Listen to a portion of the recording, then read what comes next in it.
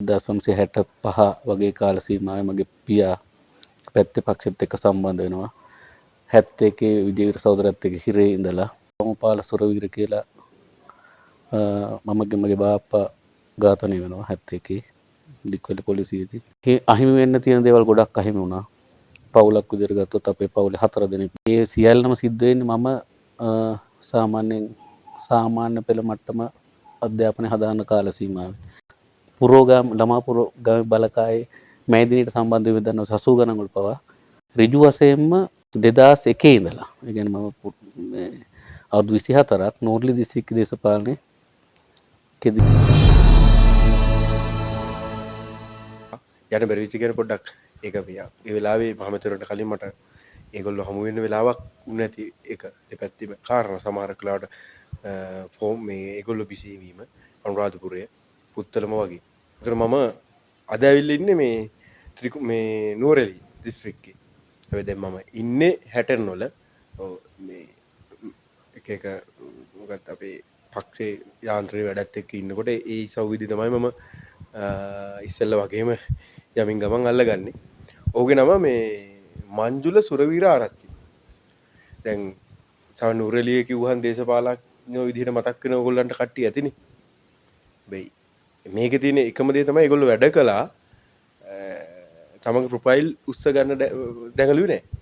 ඒ නිසා තමයි ඕගොල්ලෝ ඒ කියන්නේ සමස්ත රටේ විදිහට ගත්තාම නුවරඑළියේ කිව්ව ගමන් මතකෙට එන්නේ නැති වෙයි. නමුත් නුවරඑළියේ බිමේ ඇත්ත ජනතාව දේශපාලනය කරන ජනතාව මොහු දන්නවා. ඒක මම අත්විඳ අද නුවරඑළිය ටවුන් එකේ ඉද්දිත් අද මම නුවරඑළිය ටවුන් එකේ ඉඳලා ආවේ ඒ වෙනකොට. ඉතින් මම මේක පොඩි පූරිකාවක් ගත්තේ මේ අද මමත් හමු වෙන පළවෙනි මොහොත. මේ සාකච්ඡාව කෙරෙන්නේ මේ වගේ වෙලාවක මේ ඒ වටිපිටාවක ඉඳලා.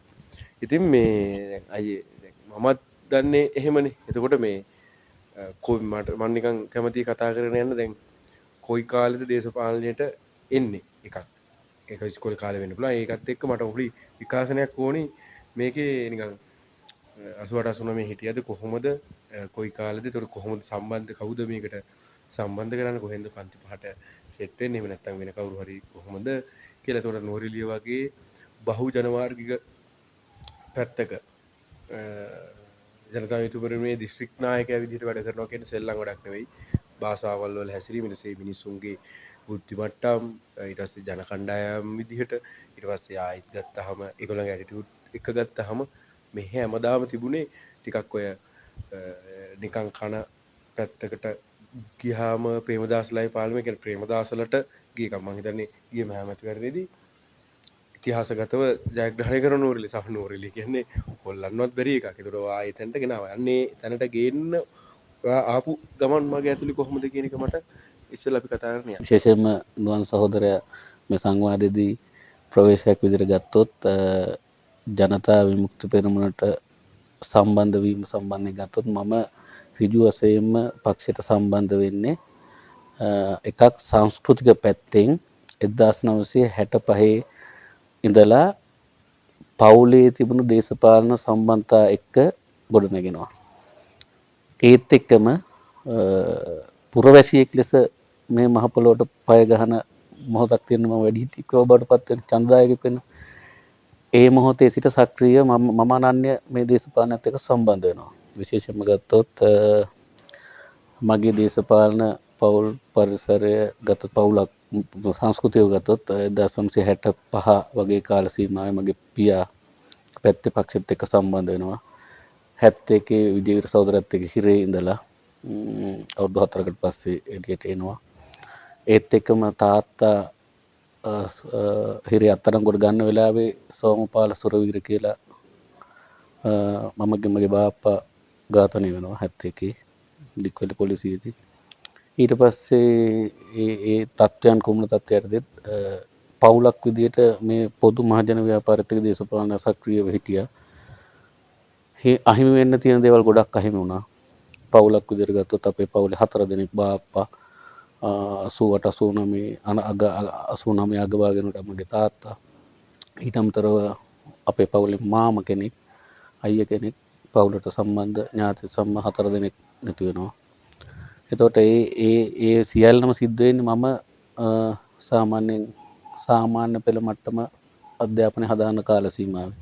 ඒ කාල සීමාවෙත් පාසල් ශිෂ්‍යයෙක් විදියට වගේම පොඩි කාලෙත් මම මේකට සම්බන්ධ වෙලා මට මතකයි 87 ඉන්දු ලංකාවේ ගිවිසුම අත්සන් කරන වෙලාවේ පවා එතකොට ළමා පුරෝගාමී බලකායේ මේ දිනේට සම්බන්ධ වෙ දන්න 80 ගණන් වල පවා දේශපාලන වශයෙන් හිටියේ. නමුත් ඍජු වශයෙන්ම 2001 ඉඳලා ඒ කියන්නේ අවුරුදු 24ක් නෝර්ලි දිස්ත්‍රික්ක දේශපාලනේ මම කැමති දැනගන්න එතකොට අර ඔය දේශපාලන අතරමඟ 88 89ටත් මුහුණ දෙන්නේ නැතිනේ. එතකොට ඒකෙදි කොයි වගේ අත්දැකීම්ද තියෙන්නේ සහ දැන් අර අච්චර අහිමි කොටසක් 11 වසර වෙනකොටත් අහිමියෙන් ඊට පස්සේ ඒකත් එක්ක මේ දේශපාලන ප්‍රවෘත්තියක ඉඳීමම ටිකක් ප්‍රශ්න සහගතයි නේ. ඇයි ඉන්නේ තවදුරටත් කියන මරණනේ තිබුණේ. අන්න ඒ වගේ පසුබිමක තියෙද්දිත් ඇයි අල්ලගෙන හිටියේ? විශේෂයෙන්ම ගත්තොත් අපි මේ සමාජ ව්‍යාපාරයක් විදියට අපි කුඩා කාල සිටම සහ ඒ සංස්කෘතිකව අපි බැඳිච්ච එකත් සමගම දේශපාලනය යම් කියවීමක් අපිට තිබුණානේ. ඒතකොට ඒ කියවීම ඇතුලේ තියෙනවා සාධාරණ සමාජයක් ඕන. සාධාරණ සමාජයක් හදන එක සරල නෑ. පවතින ක්‍රමයක් වෙනස් කරන එක සරල නෑ. ඒතකොට ඒක සරල නැති දෙයක් වෙනුවෙන් නැත්නම් අසීරු දෙයක් වෙනුවෙන් මහා කැපකිරීම පරිත්‍යාගයෙන් කරන්න ඕන කියන ආభాසය පන්නරේ අපි ලැබලා තිබුණා අපේ දේශපාලන ව්‍යාපාරයෙන් වගේම ජීවිත ඇතුලේ. ඉතින් ඒක නිසා මේ කටුකත්වය, අමිහිරිකම, දරා ගැනීම, පරාජයන් වලට උත්තරයත් නැවත සටන් කිරීම කියන එක අපේ ජීවිත ඇතුලේ තිබුණා. ඒක නිසා අපි පසුබට වුණේ නැහැ මොන තත්ත්වයන් යටතේ වුණත් අසීරුතාවයන් දුෂ්කරතා තිබුණත් අපි දේශපාලන මතය මගහැරියේ නෑ. මේ මගෙන අපිට අර දිගටම දේශපාලනය කරගෙන යන්න බැරි රටේ වාතාවරණය තිබෙද්දි පවාප මතවාදීව හිටිය අවස්ථාවක් ලැබෙන තෙක්. මේ ලැබුණු හැම අවස්ථාවකම අපි නිවැරදිව දේශපාලන ව්‍යාපාරات එක්ක සම්බන්ධ වුණා. තැන් වල එහෙම නැතුව අවසානයේ අපි 2090 ගණන් වල කොහොමද පක්ෂ නැවත ගොඩනගනවා. එතෙන් සිටිනවා. නමුත් කිසිම අර බාධාවක් කරගන්න උනේ නැහැ මේ ගමනට. අපිට කොච්චර අහිමි වුණත් අපිට බරපතල විශ්වාසයක් තිබුණා. අපි ඒ විශ්වාසයත් එක්ක දේශපාලනය කළා. ජයග්‍රහණයක් අනිවාර්යෙන් ලබා ගන්නවා කියන අදිෂ්ඨානය කැපකිරීම එක තමයි ඉතින් මේ ගමන් මඟ අපි ඉස්සරහට ආවේ. 88 89 ගැන මට දැන් දෙපාරක් මම අහලත් ඒක මගහැර යනවා වගේ මට තේරුණා. ඒ නිසා මේක එහෙම උලක්ද කියන එක නැත්නම් එහෙම නැත්නම් මොකක්ද මම කැමති ඒක එක්කම යන්න. මොකද ඒක තමයි මං හිතන්නේ පක්ෂේ ඉන්න කට්ටිය හිටියා. සමහරු නැති වුණා. සමහරු ඒ මොහොතේ පලා ගියා. ඒකට මොනවද කියන්න බෑ අපිට. ඒකට දැන් ඔබ කුමන තත්ත්වයකද හිටියේ ඒ මොහොතේ? කොහේ හරි වද වේදනාව වින්දද? එහෙම අමහිරි මතක ඒව මොනවද? 88 89 කියන්නේ ඉතින් එතනම තවල භීෂණය. ආණ්ඩුවේ තිබිච්ච එක්සත් ජාතික පක්ෂයේ ත්‍රස්තවාදය සම්පූර්ණව. ඒ ත්‍රස්තවාදය ඇතුලේ අපි පවුලක් විදියට විඳින්න පුළුවන් දේවල් ගොඩක් සිද්ධ වුණා. අපිට නිශ්චිත තැනක නිශ්චිත විදියට ප්‍රජාතන්ත්‍රවාදී මිනිස් අයිතිවාසිකම් සහිතව විඳින්න පුළුවන් උනේ නැහැ. මොකද දේශපාලන ව්‍යාපාර විදියට තහනම් වෙනවත් එක්කම අපිට පියාගේ සමීප සම්බන්ධතා සියල්ලම ඇන හිටිනවා. ඒ අතරේ අපි ආරක්ෂාව වෙනුවෙන් එක එක තැන්වලට මාරු වෙමින් ජීවිතය ගෙවන්න සිද්ධ වුණා. එතකොට මගේ ශිෂ්‍යකාර සාධනය ගත්තත් අර අපි කියන්නේ ඒකේ ඉස්කෝල තවත් මං හිතන්නේ මාරු කරන්න බැරි තරමටම ඉස්කෝල මාරු වුණා. අවසානයේ අපිට මේ මොහොතේ තියෙන තත්ත්වයන්ට ඒ කියන්නේ එක්සත් ජාතික පක්ෂ බීසෙන්ට යටත් වෙන්න උනා. 89 යක තාත්තා නැති වෙනවා. එතනින් පස්සේ නැවත මම ඒ ඉන්න පරිසරයන් වලින් එතන වෙනස් වෙලා අපේ මාමලාගේ මාතර දික්වැල්ල කියන ප්‍රදේශයට නැවත එනවා. මම ඒ වෙනකොට විශාල ප්‍රදේශ කීපයක හිටියා ෆැමිලි එක විදියට. පවුලේ වැඩිමලා විදියට මම හිටියේ. ඒතර අම්මා තමයි මේ කාල සීමාවේ මාමලා සමග එකතු වෙලා අපි ජීවන අරගල යම් කිසි මට්ටමකට අධ්‍යාපන මට්ටමේ පොඩ්ඩක් ඉස්සරහට අරගන්න දහදුක් විඳින්න වැඩ කටයුතු කරා. හැබැයි සියලු දෙනාම අරමුණ අත් නොහැර යටත් නොවි මතවාදී යටත් නොවි අපි ඉස්සරහට ගියා. ඉතින් 88 89 කියන්නේ එක අතකින් අපිට ගත්තොත් ලොකු පන්නරයක් ලැබිච්ච අහිමිවීම් ගොඩක් වුණත් 88 89 මත තමයි අපි වර්තමානයේ ගොඩනගලා තියෙන මම හිතන්නේ මේ සමාජ ව්‍යාපාරයකට පන්නරයක් ලැබුණේ ලබාගත්තු පන්නරේ වැඩි පංගුවක් මං හිතනවා මට ඒ ලැබෙන්නේ නැති කියලා ඒකත් එක්කම. එතකොට දැන් මේ දේශපාලනිකව හැම වෙලාවකම ක්‍රියාකාරීත්වයේ ඉඳලා තියෙනවනේ දැන් මේ වෙනකොටම. හැබැයි මේ එහෙම දාලා යන්න කිසිම අවස්ථාවක දැන් ඇති කියලා එහෙම හති මහන්සි වෙච්ච තැන් තියෙනවද? ඇත්තටම මෙහෙමයි මිනිස්සුන්ට දේශපාලන මේ පවතින සමාජයක ගනුදෙනු මිනිස් මානව සම්බන්ධතා සමාජ සම්බන්ධතා ඒතකොට පුද්ගලික ජීවිතයේ ගනුදෙනුවක් තියෙනවනේ. ගනුදෙනුව ඇතුළේ අපිට ඒ කියන්නේ අගහිඟකම් ගැටලු නැති නෑනේ මේ සමාජ ක්‍රමය ඇතුළේ ඒක අනිවාර්යෙන් තියෙනවා. එතකොට ඒවා අපි විඳ දරා ගැනීමයි සමාජයක් වෙනස් කරන්නලා පොදු සමාජ ජයග්‍රහණයක් අත්කර කරනවා කියන මාවත් දෙක පටලවා ගත්තේ නෑ. අගහිඟකම් අපි කාටත් තියෙනවා. ඒක අපි දරාගත්තා. සමහර ඒවා අපි ෂෙයා කරගත්තා. මිතුරන් සමග පක්ෂෙත් එක්ක පක්ෂ සහෝදරුත් එක්ක අපි ඒවා බෙදා හදාගත්තා. නමුත් අර දුෂ්කරයි කියලා මේ සමාජ ව්‍යාපාරික ජයග්‍රහණයට අපි යන ගමනට බාධා කරගන්න කිසි කලක මගේ පැත්තෙන් මම මෙහෙම මට හිතිලවත් නැහැ. අතන වෙහෙස තමයි. දැන් අසන් මම කියන වැඩ කරද්දී අපිට පුද්ගලික ජීවිතේ බාධා ගොඩක් තියෙනවා.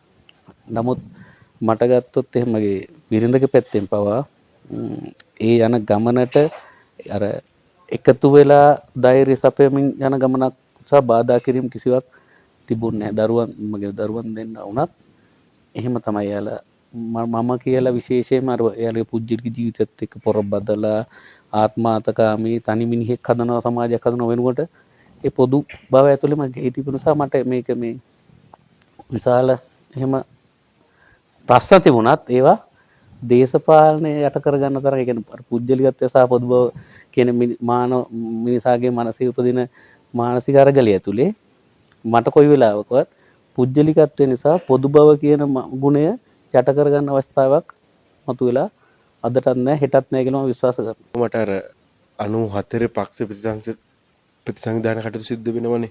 නමුත් ඔබ 2001 තමයි නැවත ආයි සක්‍රිය සම්බන්ධ වෙන්නේ කියලා මොකද ඊට කලින් අරහා වෙලා දැන් දික්වල පැත්තට එහෙම ගියා කියලා කිව්වා. එතකොට මට එකක් ඒක අනිත් එක තමයි මේ ඔබේ නිකන් පුද්ගලික ජීවිතය සම්බන්ධව මොනවා හරි කියන්න බැයිද? ඒ කියන්නේ කොහොමද බිරිඳ බඳින්නේ සහ ඊට පස්සේ දැන් දරුවෝ අම්මා තාත්තා පවුලේ අනික් කට්ටිය කවුද ඒගොල්ලෝ වගේ පොඩි රෆ් කොහෙද ගෙවල් තිබ්බේ සහ එහෙම නිකන් එන්නේ එහෙම ටිකක් අර කාරණා දෙකක් මම ඇහුවේ අර අනිත් එක තමයි ආයි 94 නැතුව 2001 තමයි ආයි පක්ෂයට සුජු සම්බන්ධ වුණා කියලා. ඒ කාරණා දෙකත් එක්ක විශේෂයෙන්ම මම නුවරඑළියට සම්බන්ධ 2001. එතකොට මම 90 ගණන් කියන්නේ මම ඉගෙන ගන්න කාල සීමාව. ඒකට මට මුලින්ම මම ගුරුවරයෙක් විදිහට පත්වීමක් මට ලැබෙනවා 2001. 2001 පත්වීමත් එක තමයි මම මෙහාට එන්නේ. ඇවිල්ලා ඊට පස්සේ මම ගුරු සංගමේ දිස්ත්‍රික් ලේකම් විදිහට නෝර්ලි දිස්ත්‍රික්කේ වැඩ කරමින් වැඩ කරා. ඊට පස්සේ පක්ෂ දේශපාලනයේ වැඩ කරමින් වෘත්තීය ජීවිතය යම් කාල පරිච්ඡේදයක් ගත කරා. ඊට පස්සේ දේශපාලන ජීවිතේ මේ දෙකම එකටම අරගෙන ගිහිල්ලා අද වෙනකොට නෝර්ලි ඉන්නේ. එතකොට මගේ ගෙවල් මාතර උනාට මම දැන් අවුරුදු 24ක් මම මෙහෙ පදිංචි වෙලා පක්ෂ දේශපාලනත් එක්ක මෙහෙ පදිංචි වෙලා මේ දේශපාලනත් එක්ක තමයි කටයුතු කරමින් ඉන්නේ. මට හිතෙනවා දැන් මේ එහෙම දැන් ස්වභාවයෙන් ඉඳලම වෙනස් වෙලානේ. දැන් මාතර හිටපු මිනිස්සෙක් මෙහෙ එනවා. එතකොට අර නිකන් කියලා තියෙනවා මිනිස්සු එහෙ ලේ ඉක්මනට ගමන් කරනවා මිනිස්සුන්ගේ ලේ කෝප වෙනවා මෙහෙ සිසිල් කියලා. ඒකට දැන් මම කියන්නේ දැන් කොහොමද මේකට දැන් දිස්ත්‍රික් ජයග්‍රහණය කරනවනේ මැතිවරණ වෙලාවේදී. මහා මැතිවරණේදී. يعني වැඩක් මේක. ඒ කියන්නේ හේතුව අපි දන්නවා මේක මුකුත් නෑ දිසානායකලගේ එහෙම නැත්නම් තව හිටිය ඔය මොන තව වරට හැම කීප දෙනෙක්ගේ රාජධානි මේවා. කවුද රාධකෘෂ්ණන්ද? ඔව් ඒ වගේ තොණ්ඩවන් ටික එහෙම. එතකොට දැන් ඒකට තමයි ගහන්නේ. ඒ කියන්නේ ඒකට ගහන්නේ කුඩු වෙන්න. හැබැයි එහෙම ගහන්නේ වැඩ කරන්න නැතුව ඉඳලා නෙවෙයිනේ. මේක මොනවාද? ඒ කියන්නේ මේකේ මාර වැඩ ටිකක් කරන්න බෑ. එතකොට මේක කොහොමද මේ හැන්ඩල් කරගත්තේ ඒ තැනට? පළවෙනි එක තමයි අපේ දේශපාලන මේ කියන්නේ දේශපාලන ව්‍යාපාරයේ තනි පුද්ගල සාධකයක් මත පවතින එකක් නෙමෙයි. ඒ නිසා මේකේ සිංහල දෙමළ මුස්ලිම් අපි ඔක්කොම එකතු වෙච්ච සංවිධාන න්‍යෂ්ටියක් එක්ක තමයි පක්ෂ ව්‍යුහයක් එක්ක තමයි අපි දේශපාලනය කරමින් ඉන්නේ. ඒකේ අපිට පැවරෙන වගකීම් වල ස්වරූපයන් වල වෙනස්කම් තිබුණාට අපි සාමූහික උත්සාහයක් තමයි ධර්මින් හිටියේ. ඒකෙදි විශේෂයෙන්ම ගත්තොත් නුවර්ලිය දිස්ත්‍රික්කය කියන්නේ මම පොදුවේ ගත්තොත් අපි දන්නවා 165කට වැඩි ජන සංයුතියක් ඉන්නේ අවුරුදු 200ක කාල සීමාවේ ලංකාවේ පදිංචි වෙච්ච කොටසක්. ඒතකොට එයාලගේ මූලික අවශ්‍යතාවත් සම්පූර්ණ වෙන්න බැරි තරමේ වටපිටාවක තමයි තාම ලයින් කාමරවල මිනිස්සු ඉමින් තියෙන්නේ. එතකොට අනෙකුත් සමාජය ගත්තත් ප්‍රාදේශීය පිහිටීම් දේශගුණික තත්ත්වයන් ඇතුලේ පිහිටීම් ඇතුලේ ගත්තත් අර අනෙකුත් දිස්ත්‍රික්ක සාපේක්ෂව අති දුෂ්කර තමයි. ඒ දුෂ්කරකත්වය සහ පීඩාව සහ නැතිබරිකම් මේ විෂමතාවය පාවිච්චි කරගෙන පවුල් කීපයක් තමයි මේ කල්ලන් හිටියේ. ඒක ඔබ කියන එක ඇත්ත. නමුත් ජාතික දේශපාලනයේ සිදුවෙන වෙනස්කම් සහ චලනයන් පද්ධතියට බලපානෝනේ. ඒක නුවර්ලි කියන වෙනම එකකුත් නෙමෙයි. නමුත් නුවර්ලියේ තියෙන පසුගාමී තත්ත්වය වෙනස් කරන්න බලපාපු කණ්ඩායම් කීපයක් හිටියා. එකක් තමයි ජාතික දේශපාලනට සම්බන්ධ වෙලා තියෙන ජාතික දේශපාලනයට සම්බන්ධ වෙන මධ්‍යම කඳුකරේ විශේෂම නුවර්ලි දිස්ත්‍රික්කයේ පිටට ගිහිල්ලා දිස්ත්‍රික්කයෙන් පිටට ගිහිල්ලා වැඩ කරන කොළඹ නැත්නම් නාගරික තදාසන්න ප්‍රදේශ වැඩ කරන සාමාන්‍ය කම්කරු පන්ති මිනිස්සු. එයාලා මේ ජයග්‍රහණයට විශාල හයියක් බවට පත් වෙනවා. මොකද එළිය දැක්ක එයාලා මේ තියෙන කටුකත්වය මේකට හේතුව මේ දේශපාලනයේ වැරද්ද කියන එක තේරුම් ගන්න තරම් මේකෙන් මිදලා ගිහපුවාට තේරුණා. ඊට පස්සේ මේ අපේ සමාජය ඇතුළේ ඉන්න උසස් අධ්‍යාපන ආයතන වලට ගිහපු තරුණ සිංහල දෙමළ කෙල්ලොන්ට තේරුණා මේකනේ මේ ලෝකේ මේක මේ පාගන් ඉන්න එකක් පෞල් වාදයත් එක්ක තියෙන එකක්. මේ වෙලාවේ ජාතික දේශපාලනය මීට වඩා වෙනස් වෙන්න ඕනේ. ඒකට හොඳ මේක ජනතාව මිතුරු ජාතික ජනවලය කියන මතවාදය එළියේ පෝෂණය වෙන එක එයාලට වේගෙන් අල්ල ගන්න පුළුවන්කම ලැබුණා. අනිත් එක තමයි නුවර්ලි දිස්ත්‍රික්කේ වැඩි ප්‍රමාණයක් විදේශගත වෙලා ඉන්න පිරිස. ඒ අයත් ගියාම විශේෂම විදේශගත වෙච්ච අයටත් මේ ශ්‍රී ලංකාව කියන මනරම් දූපත කොච්චර ශාස්ත්‍රීය එකක්ද මේක කරන්න හදන්න පුළුවන් එකක්. මේකට නිවැරදි දේශපාලන නායකත්වයක් සහිත පාලනයක් අවශ්‍යයි කියන එක මෙහිට වඩා හිට ගියාම දැනෙන්න පටන් ගත්තා. එතකොට රටේ ඇති වෙලා තිබුණ දේශපාලන වෙනස වෙනුවෙන් පොදුවේ සමාජ සිස්ටම් චේන්ජ් එකක් ඉල්ලා හිටමින් රට පුරා දීර්ඝ කාලයක් තිස්සේ අරගල ක්‍රියාත්මක වෙමින් තිබුණා. ඒ අරගලයට සමපාත වෙන්න පුළුවන්කම ලැබුණ නුවර්ලි දිස්ත්‍රික්කේ ඉන්න ජනතාවත් අර පසුගාමී ජනතාවට උනත් අර එළියට යෑම ඇතුලේ ඇතිවෙච්ච වෙනස තමන්ගේ ගෙදරට කුටුම්බයට වත්තට බලපෑමක් ගේන්න පුළුවන් වුණා. ඒත් එක්කම අපි දේශපාලන ව්‍යාපාරයක් විදිහට හැම ගමක් නගරයක් දක්වාම යමින් ජන හමු තියමින් දැනුවත් කරමින් ඒ මධ්‍යම ප්‍රාන්ත විශේෂයෙන්ම නුවර්ලි දිස්ත්‍රික්කයේ ඉන්න සිංහල දෙමළ මුස්ලිම් භේදකින් තොර මධ්‍යම ප්‍රාන්තික ජනතාව ව්‍යාපාරික පුබුදු කරගෙන ජාතික අරමුණත් එක්ක අපිට පෙළගස්ස ගන්න පුළුවන්කම ලැබුණා. ඒකට ඉතින් අපේ පක්ෂ විදිහට තනි පුද්ගලයෝගේ විශේෂ හැකියාවන් තියෙනවා තමයි. ඒකට දාලා ඒ වගේම අපි ඔක්කොම එකට පොරබදලා එකතු වෙලා තමයි මේ ජයග්‍රහණය ගත්තේ. මම හිතනවා මේ මොහොත වෙනකොට කිසිවෙක් විශ්වාස කරේ නැහැ ජාතික මට්ටමේ අනිකුත් දිස්ත්‍රික්ක හා සමානවම නුවර්ලි දිස්ත්‍රික්කයේත් ඓතිහාසික ජයග්‍රහණයට යයි කියලා. නමුත් අපි බිමේ තොරතුරු අනුව අපි එදත් මම තලවකලේ අවසානම මැතිවරණදී පවා කිව්වේ අපේ මන්ත්‍රීවරු ආසන 5ක් ගන්න පුළුවන් හයිය තියෙන 5ක් ගන්නවා කියලා අපි පැහැදිලිවම කිව්වේ. අපිට ඒ සංඥාව මිනිසුන්ගේ පීඩිත මිනිසුන්ගේ දුක් විඳින මිනිසුන්ගේ වත්තේ ජනතාවගේ හද ගැස්මේ අපිට දැනෙන්න පටන් ගත්තා. ඒකත් එක්ක අපි මං හිතනවා SB ලගේ CB ලගේ තොණ්ඩමල්ලගේ දිගම්බරන්ලගේ රාධකිෂ්ණලාගේ පෞල් දේශපාලනය අපි නිමා කළා. විශේෂයෙන්ම ජනාධිපතිවරයා අපි හැරවම ගත්තා. මහමැතිවරණයක් අපි විජයග්‍රහණයක් කරා. පළාත් පාලන මැතිවරණය අනිවාර්යෙන් ඒක තවත් විජයග්‍රහණයක් ඓතිහාසික විජයග්‍රහණයක් පත් කරනවා නියත වශයෙන්ම. එතන තමයි දැන් දේශපාලනය ඇවිල්ලා තියෙන්නේ. මේ දැන් ඔහොම කාලයක් තිස්සේ දේශපාලනය බස් වල ගිහින් බයිසිකල් වල ඔහොම වෙලා දැන් පාර්ලිමේන්තු යනවා. ඇයි පාර්ලිමේන්තුව යන්න කලින් දැන් දිනන බව දන්නවා ඔක්කොම හරි. අනුර කුමාර සහෝදරයා දිනන බව දන්නවනේ. ඒ මොහොතේ තිබිච්ච දේවල් එක තේරෙනවා. ඒක තේරෙන්නේ නැති වෙන විදියක් නෑ. හැබැයි අනුර කුමාර හරියටම දිනනවා කියන එක තහවුරු වෙච්ච මොහොතක් තියෙනවනේ. පක්ෂෙන් දැනුම් දෙන්නේ නැති. හරි සහෝදරයා වැඩේ හරි කියලා. එන්නේ මොහොතේ හරි එහෙම නැත්නම් දිවුරුම් දෙන මොහොතේ හරි ඔබ කොහෙද හිටියේ ඔබට දැනෙච්ච සංවේගය කියන්නේ ඔබට දැනෙච්ච එක මොකද්ද කියන්නේ මෙහෙමනේ දැන් දිනනවා කියන එක දන්න එකයි දිනලා දැන් හරි කියන එකට අන්නේ ඒ කොයි හරි තැනකදී එන්නේ තැනදී ඇත්තටම දැනෙච්ච හැඟීම නිකන් මං කැමතියි නිකන් මිනිහෙක් විදිහට දැනගන්න. ඇත්තටම මේ අනුර කුමාර දිසානායක සහෝදරයා ජනාධිපතිස දිවුරුම් දෙන අවස්ථාව මට ඉතාම හැඟීම්බර එකක් බවට පත් වුණා. හේතුව මොකද දීර්ඝ කාලයක් තිස්සේ පරම්පරා කීපයක් තමන්ගේ ජීවිත කුසුම්පව පරිත්‍යාග කරමින් පොදු සමාජික වුණාවෙන් පෙළ ගැහිලානේ හිටියේ.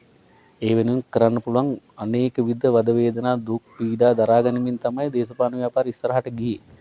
ඒතකොට ඒක මට පුජ්‍යලියව ගත්තත් තදට දැනෙන දෙයක් නේ. එතකොට අනුර සහෝදරය දිවුරුම් දෙනවා කියන එක මගේ පැත්තෙන් ගත්තොත් මට අර ඒ මොහොත නිශ්චිත මොහොතේ මට 71 88 89 මැරිච්ච අයගේ ප්‍රාර්ථනා ඉටු වුණා කියන හෘද සාක්ෂියට දැනෙන ඇත්තරම් පටන් ගත්තා. මට සංවේදී අවස්ථාවක් බවට පත් වුණා. මට ඇත්තට මේකේ විජයග්‍රහණයක් මට ඒක දැන් මොකද අපි මේකේ තනි පුජ්‍යලියෙක් නෙමෙයි දිනුවේ. ව්‍යාපාරයක් දිනුවේ. අපි මේ ව්‍යාපාරය තවදුරටත් පිම්මක් ඉස්සරහට ගන්න පුළුවන් පළවෙනි මොකද පළවෙනි අවස්ථාව විධායක ජනාධිපති අපි මේ වෙලාවේ ගත්ත එක අපිට එතනින් එහාට අපි දන්නවා ඒට අදාළ ප්‍රතිපත්ති වෙනස්කම් අපේ මේ සිස්ටම් වෙනස සඳහා සමාජ පරිවර්තනට දාලා වෙනසට මූලික පියවර ජනාධිපතිකම අපිට ඕන. අපි ඒක දින්න. එතනින් එහාට අපිට අවශ්‍යයි ඒක ප්‍රතිපත්තිමය වෙනස්කම් ටික කරගෙන යන්න පාර්ලිමේන්තුව. එතකොට අපිට ඒ යන්න අදාළ පළවෙනි පියවර තැබීම කියන එක ඓතිහාසික ජයග්‍රහණයක් විදිහට දන්න මට ඒක ඊටාම අර පරම්පරා දෙකම මතක් වෙච්ච සංවේදී අවස්ථාවක් බවටත් පත් වුණා. දැන් අනුර සහෝදරයා තමයි ඔගේ ජනප්‍රියවාදී මිනිස්සු දැන් ආදරය ඔක්කොම ටික දැන් හම්බෙන තියෙන්නේ. නමුත් ඕකේ මේ වෙන චරිතයක් ඉන්නවනේ. ඒ කියන්නේ තිල්ලින් සහෝදරයා ගැන මෙහෙම මම වෙන ප්‍රශ්න අහන්නේ නැහැ. ඔහු ගැන මේ මන්සු සහෝදරයාට මොකද්ද නිකන් මං කිව්ව ගමන් එන වචනේ මොකද්ද? මම දැන් දිස්ත්‍රික්ක 19 වෙනි දිස්ත්‍රික්කේ.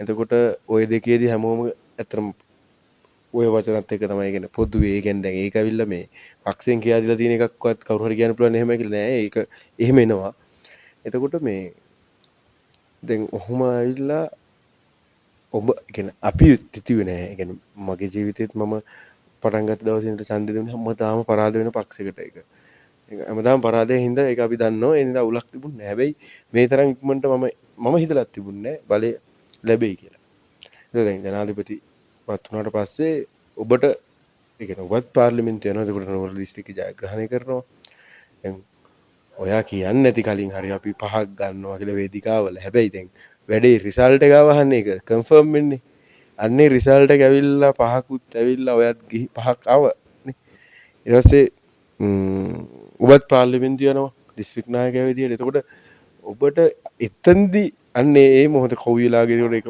මැතිවරණේ රාය 12ට එකට දෙකට හරි කොහොමද දැනගන්නේ ඕක දැන් ඊට කලින් හරි හවස වෙනකොට හරි දැනගත් අන්නේ වෙලාවත් එක්ක ඒ මොහොතේදී ඔයා කොහෙද හිටියේ ඒ වටපිටාවත් එක්ක මට නිකන් විස්තර කරවොත් මම ඒ කියන්නේ කැමති මිනිස්සුට ඒවනි ඒ කියන්නේ ජීවිත දේශපාලන ව්‍යාපාරයක් විදිහට වැඩ කරන බලය ගන්න එකනේ වැඩි අන්නේ එහෙම බලය ගත්තනේ අන්නේ එතෙන්දී කොහොමද ඔබට දැනුණ සංවේදී ඒ කියන්නේ ඒ මොහොත කොයි වගේද ඇත්තටම මේ මගේ පැත්තෙන් පුජ්‍යලියව ගත්තොත් දේශපාලන ව්‍යාපාරික පවරපු වගකීම් ප්‍රමාණය ඉෂ්ට කරා මිසක් മന്ത്രിවරයෙක් වීම සම්බන්ධයෙන් අදාළ තොංගිතකවත් අදහසක් මට අදහසක් ඇත්තටම නැහැ. ඒ කියන්නේ മന്ത്രിවරයෙක් වෙන්න දේශපාලනය කරනවා කියලා හරි එහෙම අදහසක් මට නැහැ. එතකොට අපිට මේ මොහොත දිගටම පැවරුනේ වගකීම්. ඒ වගකීම් ඉෂ්ට කරා. නමුත් දේශපාලන ව්‍යාපාරයක් බහුජන දේශපාලනයට යද්දී മന്ത്രിකම් පාර්ලිමේන්තුවට අවශ්‍ය නිසා മന്ത്രിවරු 5 දෙනා අතරම පක්ෂේ නාම යෝජනා පත්‍රයට දැම්ම නිසා ආවා. නමුත් මට ඒ മന്ത്രിකමද පක්ෂේ පවරන මොන වැඩද කියන එක විශේෂත්වයක් තුන මම ඒකට විශේෂ ලඝුවීමක් එහෙම එකක් මට ඇත්තටම නැහැ. අදත් හෙට එහෙම එකක් නැහැ. පවරපු වැඩේ වෙනුවෙන් මූලික වගකීම් වෙනුවෙන් වැඩ කරනවා. නමුත් මන්ත්‍රීවරයෙක් කියන එක නිල වශයෙන් ප්‍රකාශයට පත් කරන වෙලාවේ මටත් හිතා ගන්න බැරි එකක්. ඒ කියන්නේ මේක ඒ වගේ එකක් කියන එකකට ලඝු වෙනවා කියන එකත් මට පොඩි අතරම පොඩි මේ මානසික ප්‍රත්‍යකුත් තිබුණා. මම කියන්නේ අපි ප්‍රාර්ථනා කරන ගන්නේ മന്ത്രിකම් කියන එක ප්‍රාර්ථනා කරන එකක් නෙමෙයි අතරම වගකීම්නේ පවරන්නේ. නමුත් ජනතාව විසින් දැන් මේ වෙලාවේ අපිට පවර්ලා තියෙනවා වගකීමක් විශ්වාසයක්. ඒ වගේම පක්ෂ විදියටත් මම දේශික සම්බන්ධීකරණ කමිටුවේ සභාපති විදියට පත් කරලා තියෙනවා. දිස්ත්‍රික් සම්බන්ධීකරණ කමිටුවේ සභාපති කියන ඉතින් දිස්ත්‍රික්කයට දාලා මූලික වගකීම නායකත්වයේ දී යුතු තියෙනවා. නිසා ජනතා අභිලාෂයක් තමයි മന്ത്രിවරයෙක් බවට පත් වෙන්නේ. මීට පෙර පත්වෙච්ච മന്ത്രിවරු විශේෂයෙන්ම ගත්තොත් අපි දන්නවා පෞල් බලයත් එක්ක ධන බලය, දේශපාලන බලය, ත්‍රාඩකම්, හොරකම්, නාස්ති දූෂණ වංචාවත් එක්ක മന്ത്രിකම කියන එක කිලුටු කරලා තියෙනවා. ඒ නිසා නෝර්ලි දිස්ත්‍රික් විශේෂයෙන්ම ජනතාවගේ මූලික මිනිස් අයිතිවාසිකම් පවා නොදීපු, ඒවට බාධා කරපු මජර දේශපාලන සංස්කෘතියක් කරන් ආපු කණ්ඩායමක්. ඒ නිසා කොහොම වුණත් ජාතික ජනබලවේගයට മന്ത്രി දුරය කියන එක තනතුරකට වඩා වගකීමක්. යන්නේ වගකීම් සීමාව ඇතුළේ ඉඳන් කොහොමද දියුණු මිනිහෙක් විදියට, දියුණු මානවයෙක් විදියට සමාජ සංවර්ධනයට මේ තනතුර නැත්නම් මේ භූමිකාව, විශේෂ മന്ത്രി භූමිකාව කියන එක පාවිච්චි කරගෙන මිනිස්සුන්ට අදාළ ජීවිතය ලබා දෙන්න අදාළ වගකීම කරන්නේ කොහොමද කියන එකත් එක තමයි පොරවදන්න දැන් මගේ පැත්තෙන් මම කල්පනා කරමින් ඉන්නේ. ඒක නිසා අර മന്ത്രിකම කියන එක අනිත් අය දකින්න විදිහට වඩා ගොඩක් වෙනස් මගේ පැත්තෙන් දකින්න. මොකද අපිට മന്ത്രിකමට කලින් අපි 1970 ගණන් වල විඳපු අත්දැකීම් එක්ක සහ පරිත්‍යාගයන් එක්ක බලුවොත් මේක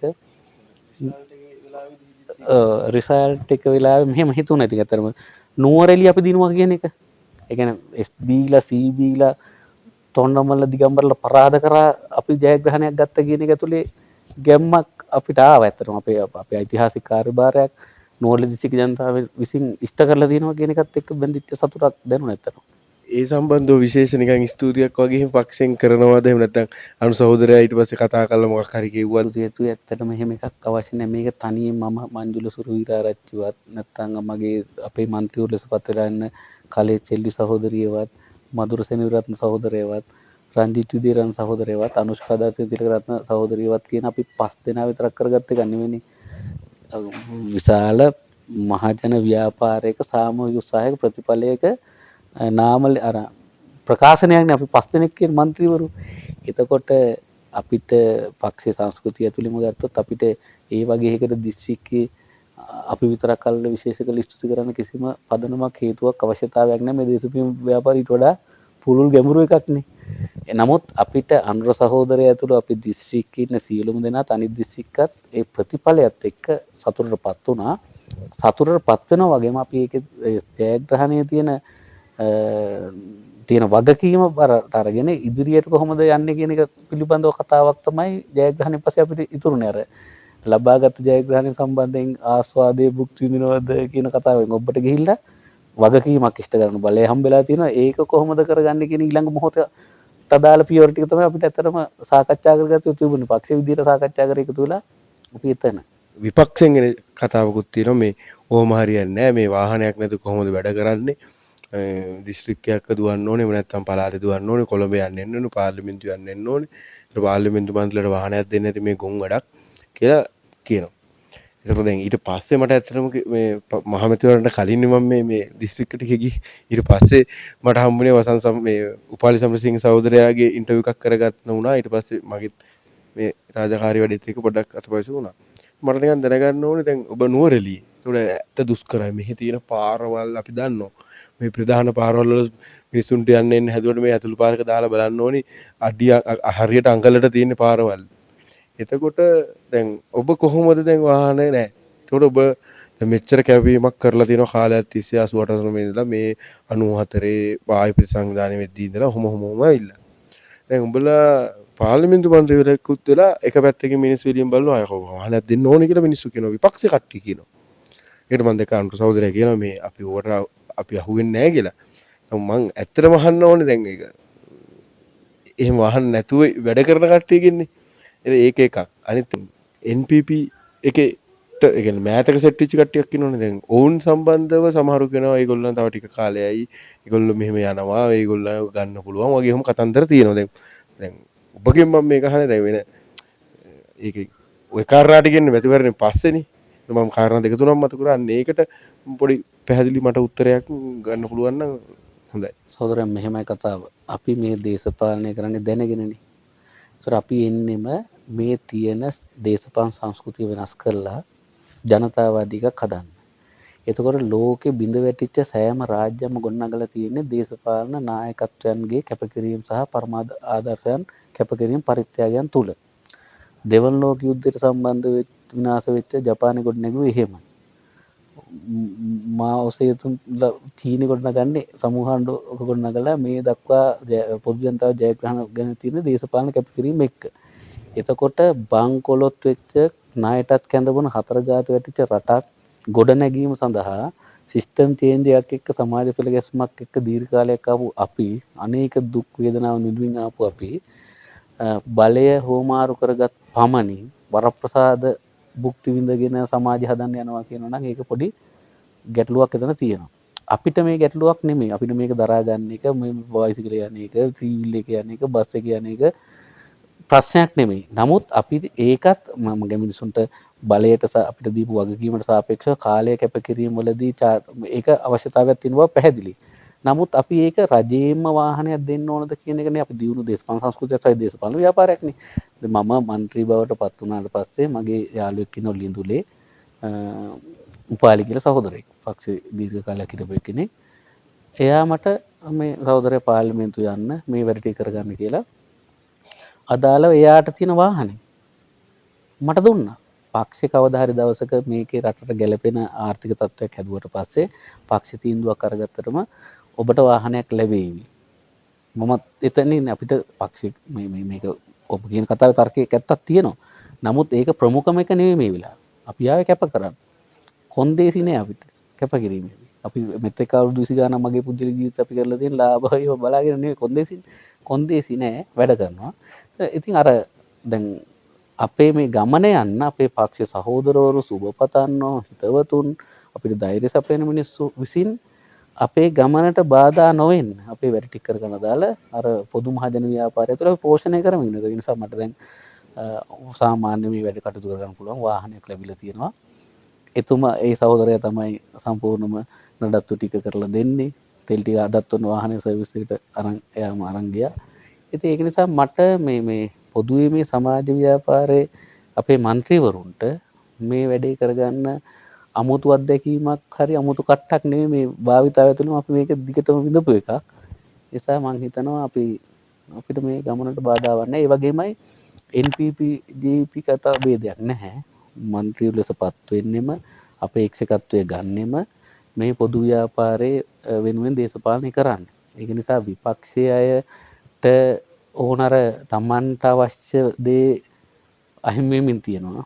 ඔවුන්ට තියෙන සුකුමාල සුපෝභෝගී ජීවිතේ മന്ത്രിකමත් එකතු වෙන වරප්‍රසාද අහිමි වීම නිසා මතු කරන එකක් මිසක් ඇත්තටම රට ගැන කල්පනා කරා මේ වෙලාවේ දේශපාලන ව්‍යාපාරය කැප කරන්නම ඕන. එහෙම නැත්නම් මේ රට තව අඩියක්වත් ඉස්සරහට ගන්න බෑ. අපි දැන් කැපකිරීම වල ප්‍රතිඵල තමයි ජනාධිපතිතුම සහෝදරයා චොපර් පාවිච්චි නොකර ජනාධිපති මන්දිර පාවිච්චි නොකර ඉතුරු කරන දේවල්.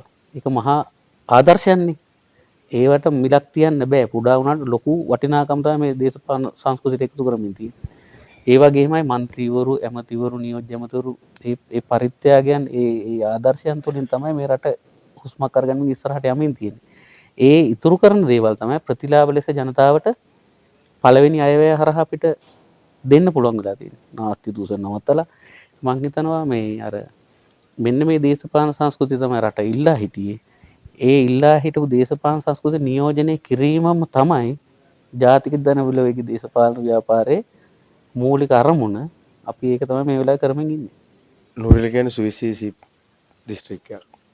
ලංකාවත් ලෝකෙත් දන්න තැනක්. ඒක ඔබට හරි ඔබගේ කණ්ඩායමට ඔබ වටේ ඉන්න මිනිස්සුත් එක්ක එකතු වෙලා මේකේ තියෙන ඔබ කිව්වර පැල්පත් ඊට පස්සේ ලයිම් එහෙම ජන ජීවිත ටිකක් තියෙනවා තාමත්ම දිලින්දු සහ ගිනි පෙත්තරම වැටිලා කන්න නැතුව රොටියක් කාලා හිමින්. එතකොට දැන් ඒකෙදි මෙච්චර කල් ආණ්ඩු කරේ ඒගොල්ලන්ට අර පොඩි පාන් කෑල්ලක් විසි කරලා වැඩේ ගොඩ දැම්ම. ඒකතකොට දැන් ඔබට මේ සම්බන්ධව ලොකු ප්ලෑනක් තියෙනවද මේ රුවන්වැලි දිස්ත්‍රික්කෙ? මොකද ඒ තාමත් අර එදා හදපු ගෙගිරි වේවයි කවුද වික්ටෝරියා පාක් එකයි ඒ මල් ටික බල බලා ඒකට ටිකට් එකක් කඩනවා 1000යි 2000 කොහොම වෙලා ඔච්චරයි තියෙන්නේ ඔකේ. අර බෝට්ටු ටිකක් දුවනවා. ඒ හැරෙන්න මං කිව්වේ මහා මේකේ මොකක්ද වෙලා තියෙන්නේ.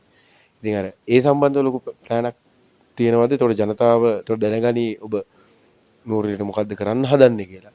ඒක වටිනවා සහ මේ අවසාන වශයෙන් ඔබ මොනවා හරි හිතන් හිටින එකක් තියෙනවා නම් මේ පොදු මහ ජනතාවට කියන්නේ ඒක අවසානට කියන්න.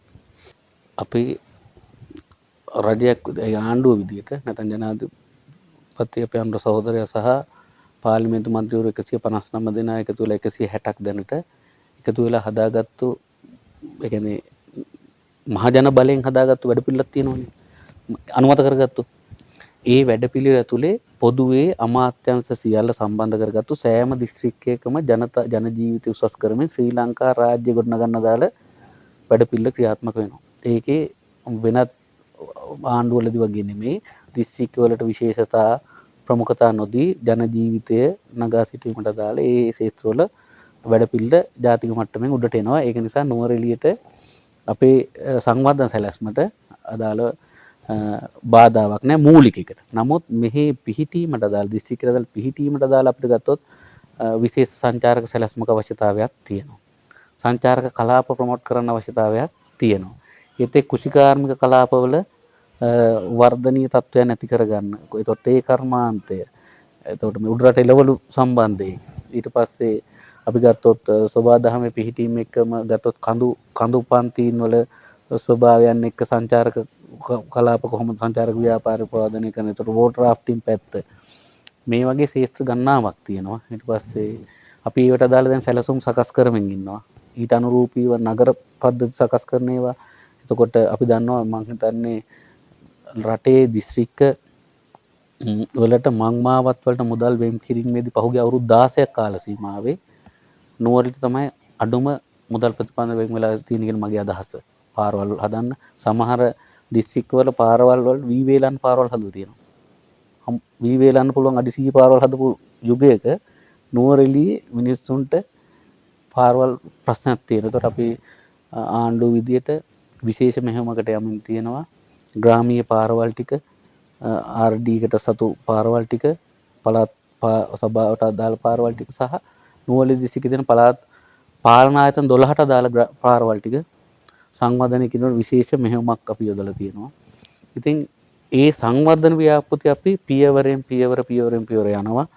විශේෂයෙන්ම නුවරඑළිය දිස්ත්‍රික්කයේ ජනතාවට තියෙන ලොකුම පීඩාව තමයි පානීය ජල ප්‍රශ්නය. පානීය නුවරඑළිය රටරම වතුර දුන්නට තාම වෝටර් බෝඩ් එක විසින් නැත්නම් අපි කියන්නේ ජල ප්‍රවාහන මණ්ඩලය විසින් වතුර දෙන්නේ 114කටයි. අනිත් ඒවා ඇලකින් දොලකින් බටයක් දාලා ගත්ත ඒවා තියෙන්නේ සත්වසූචි මිශ්‍ර ජලය තමයි ගොඩක් තැන්වල පාවිච්චි වෙමින් තියෙන්නේ. මොකද එතන ප්‍රශ්නයක් තියෙනවා. ඒවා අපි පහුගිය කාලේ නොකරපුවා අපි මේක වගකීම අරන් තියෙන ඒවා කරන්න පියවරෙන් පියවර. ඊට අමතරව නුවරඑළිය තමයි නිවාස ප්‍රශ්න වැඩි වීම විසඳන්න තියෙන්නේ. මොකද ලයින් කාමල අවුරුදු 200 සම්පූර්ණ වෙච්ච ලයින් කාමල තාම මිනිස්සු ඉන්නවා. නිවාස ප්‍රශ්න විසඳන්න තියෙනවා. එතකොට සෝබාදහමේ විපත් වැඩි වශයෙන් සිද්ධ වෙන්නේ මේ දිස්ත්‍රික්ක. දැන් අවුරුදු 7 8 10 නාය ගිහිපු මිනිස්සු ඉන්නවා. වහිනකොට පොදු තැනකට ගිහිල්ලා ආපහු පායනට අර නාය ගිහිපු ගේ භාගයේදී පදිංචි වෙලා ඉන්න මිනිස්සු ඉන්නවා. ඒතර මේ වගේ සිද්ධීන් සම්බන්ධයෙන් අපි විශේෂයෙන්ම රජයේ යාන්ත්‍රණයත් අපි දේශපාලන වශයෙන් අපේ දේශපාලන අධිකාරියත් ආණ්ඩුවත් එකතු වෙලා කල්පනා කරමින් පොදු වැඩපිළිවෙලක් සකස් කරමින් ඉන්නවා. ඉතින් අපිට ඒ සම්බන්ධයෙන් ආර්ථික වශයෙන් සමාජීය සංස්කෘතික වශයෙන් මිනිසා ගොඩනගන්න වැඩපිළිවෙල අපිට තියෙනවා. ඒ අතරෙම අපිට තියෙන ප්‍රධානම එක තමයි ජාතිවාදයේ ආගම්වාදයේ කුලවාදයේ අහෝසි කරපු ශ්‍රී ලාංකීය පුරවැසියන්ගේ රාජ්‍යයේ නුවරඑළිය කාර්යභාරිෂ්ඨ කරන එක තමයි අපේ වැඩේ. අපි ඒක තමයි මේ මොහොතේ කරමින් ඉන්නේ. මොකද මේට පෙර තිබුණේ බෙදිච්ච එකක්. බෙදිච්ච සිංහල වෙනම දෙමළ වෙනම මුස්ලිම් වෙනම බෙදිච්ච එකක් තිබුණේ ප්‍රධාන. දැන් ඒක අහෝසි වෙනවා. ඔබට බලා ගන්න පුළුවන් වේවි. පාර්ලිමේන්තු මැතිවරණදී ඒකට අදාළ දිශානතිය රට පුරාම පෙන්නුවා. ඒකේ කාර්යභාරය නුවරඑළියෙත් පෙන්නුවා. පළාත් පාලන මැතිවරණයේ ප්‍රතිඵල වලින් පස්සේ ඔබට හරියට දැනගන්න පුළුවන්. ශ්‍රී ලාංකීය පුරවැසියන්ගේ රාජ්‍යයේ නුවරඑළිය කඳුකර දමල සහෝදරත්වයේ දායකත්වයත් අනිවාර්යයෙන්ම සපයනවා. ඒ නිසා අපිට අරමුණු කීපයක් තියෙනවා. පොදු බිඳ වැටුණු මේ පසුගාමී රාජ්‍යයේ ගොඩනැගීමට ආණ්ඩුවේ සහ රාජ්‍ය කාර්යභාරය මැනවින් අපි ඉෂ්ට කරමින් යනවා. ශේෂ්ත්‍ර සියල්ලම ආවරණය කරගනිමින් ඒ අතරේ ශ්‍රී ලාංකීය රාජ්‍ය ගොඩනැගීම කියන එක තමයි අපිට මූලිකම වැඩි තියෙන්නේ. ඒකත් අපි මේ දෙකම ඉෂ්ට කරමින් යනවා. ඒකට හොඳ වටපිටාවක් මේ වෙලාවේ ජනාධිපති අනුර කුමාර දිසානායක සහෝදරයා ඇතුළු ආණ්ඩුව ගන්න ලබන ක්‍රියාමාර්ගات එක තව මේක පිම්මක් පනින්න පුළුවන්කම ලැබෙනවා. ඒ වගේම ජාත්‍යන්තර පැත්තෙන් ගත්තත් අපිට ලැබෙන සහයෝගය, ජාත්‍යන්තර ආකර්ෂණය, අපේ තියෙන නොබෙදී ප්‍රතිපත්තීන් ඇතුලේ ලැබෙන දෙකත් එක්ක අපි හිතනවා මේක ඉතා ඉක්මනින් ගොඩනගන්න, ගොඩ දාන්න පුළුවන්කම තියෙන කියලා. ඒකට කොන්දේසි විරහිතව කරන්න පුළුවන් උපරිම දේශපාලන කැපකිරීම, නායකත්වය ආදර්ශයන් දෙමින් ඉස්සරහට යන්න අපි සූදානම් වෙලා ඉන්නවා. මං හිතන්නේ මේ වෙන දේශපාලඥයෙක් එක්ක එහෙම කතා කළා නම් ඒ කාලේ එහෙම සාකච්ඡාවක මේ තරම් දැනුම කරුණු සහ ඒ ලයින් එකට කතා කරන කියන්නේ පොදුවේ සමස්තයක ඒ කර්මුණක් වෙනුවෙන් කතා කරන එක සහ ඒක ප්‍රතිපත්තියක ඉඳලා කතා කරන එක දැන් නෝන්න නුවරඑළියට නුවරඑළිය මම දෙනුවේ මට ඕන විදිහට එහෙමනේ වැඩ කරේ. සමහරු කොත්මලේ ව්‍යාපාරය කළා ගම දෙකට බෙදුණා. දිසානායකලා. ඊපස්සේ අදටත් කුසුල් පීටියේ ඒවා නන්නත්තරයි.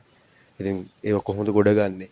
ඊට පස්සේ අවිධිමත් ඉදිකිරීම. ඒ නිසා මේ නුවරඑළිය දිස්ත්‍රික්කයත් විශේෂ මුංගේ කැපකිරීම සහ ඒ බුද්ධිය කියන්නේ කවුරුවත් මේ පක්ෂ විසින් නිකන් මේ ඔහේ එකතු කරගෙන දාලා නෙවෙයි කියලා තේරෙනව නේද? දිස්ත්‍රික්ක 19යි දැන් 19ම නායකයෝ බලපුවාම නිකන් මේ ආවට ගියාට මෙහෙ එන්නවාට මේ සංවිධායකකම දෙන්නම් වගේ කියලා දාලා නැහැ. ඕක කල්පකිරීම කරලා ගුරු සංගමේ ලේකම් වෙලා වෘත්ති අර්ගලේ ඉඳලා එහෙම තමයි බිහි වෙලා ඇවිල්ලා තියෙන්නේ. අර මට පෙන්වන්න ඕනේ එන්නේ ඒක. ඉතින් අපි ඉදිරියේදී මේ තව මම නොකරපු අනිත් දිස්ත්‍රික්කයක හමු වෙමු. එතකන් ආයිබුවා.